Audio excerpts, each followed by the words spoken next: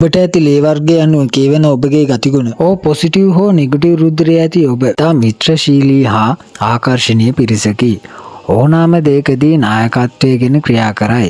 ජීවන සහකරු හෝ සහකාරීව සතුටින් තියා පවුලේ වගකීම් නිසියාකාරයෙන් ඉටු කරයි. සිය අභිමතය පරිදි ක්‍රියා කිරීමට කැමැති. ධෛර්ය සම්පන්නව උත්සාහයෙන් බාධක ජයගෙන අන් අය ගැන සිතා වැඩ කරයි. ගොඩක් බුද්ධිමත් වගේම ආවේගශීලීව ගන්න ලබන තීරණ නිසා පසුතැවීමට ලක්වෙයි. එයින් පන්නරයක් ලබා වරදට සමාව දෙයි. අවංකව ආදරය කරන බොරු නොකියන පිරිසකි. ව්‍යාපාරයෙන් ලාභ ලබාගත හැකි පිරිසකි. චතුර කතිකත්වය නිසා සිද්ධිනා ගනී. රැකියාවෙන් ඉදිරියට යයි. කුකුල් කේන්ති කාරයකි. විශ්වාසවන්ත පුද්ගලයෙක් වශයෙන්ද පෙන්වා දිය හැකිය. පොසිටිව් හෝ නෙගටිව් රුධිරය ඇති ඔබ ගොඩක් බුද්ධිමත්, ඉතා සංවේදී චරිතයකි.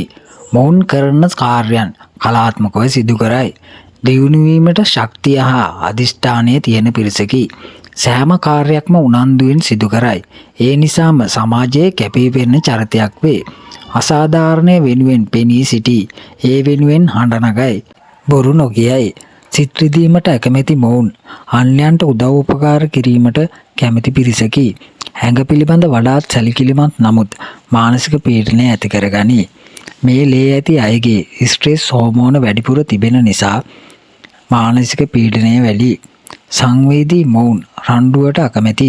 ආදර සබන්තා හා විවාහ ජීවිතය ගැන දුරදිග සිතා ප්‍රශ්න ගැටලු ඇති කර නොගනී. ආදරය වෙනුවෙන් ජීවිතයම කැප කරයි. පවුලේ වගකීම් නිසි ලෙස ඉටු කරන ශාන්ත අවිහිංසක ගති පැවතුම් මැති රැකියාවේ ව්‍යාපාරයේ ඉහළටම ගොස් ප්‍රසිද්ධියට පත්වන පිරිසකි.